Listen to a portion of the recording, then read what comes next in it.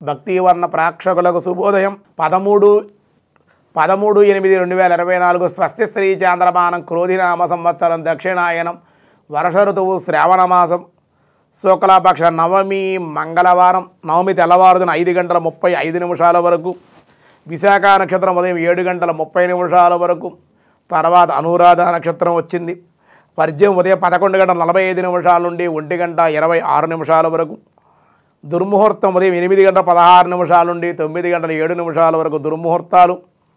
మళ్ళీ రాత్రి 10:56 నుండి 11:41 వరకు దుర్ముహూర్తాలు ఉన్నాయి సూర్యోదయం 5:54 సూర్యాస్తమయం 6:24 అమృత గడిల ఉదయం 9:55 నుండి 11:37 వరకు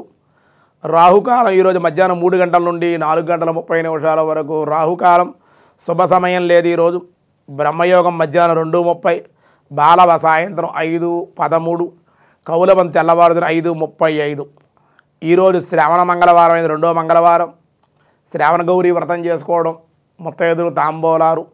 తాంబూలాలు బొట్టు పెట్టించుకోవడం బొట్టు పెట్టడం తాంబూలాలు ఇవ్వడం పుచ్చుకోవడం కూడా చేసుకుంటే విశేషంగా ఉంటుంది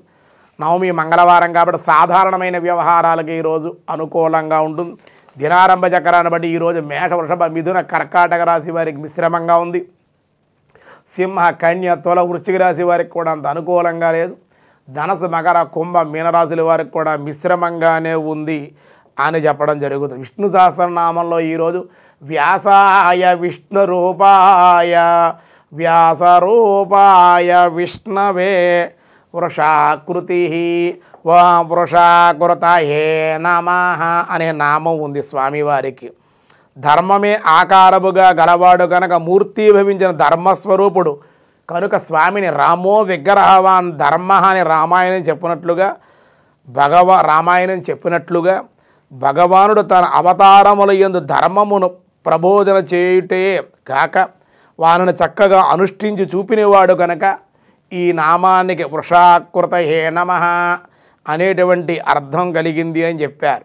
అంతేగా ధర్మస్వరూపుడు భగవానుని పొందుట ధర్మమే దైవస్వరూపంగా ధర్మో రక్షతి రక్షిత ధర్మాన్ని రక్షిస్తే తాను రక్షించేటువంటి వాడు అలాగే ధర్మ అనుష్ఠానం పరులని ధర్మమే రక్షిస్తుంది అని చెప్పినటువంటి వాడు కనుక స్వామికి వృషాకృతయే నమః అనే నామం కలిగిందని చెప్పారు మిగతా విషయాలు రేపు చూద్దాం ఈరోజు స్వస్తి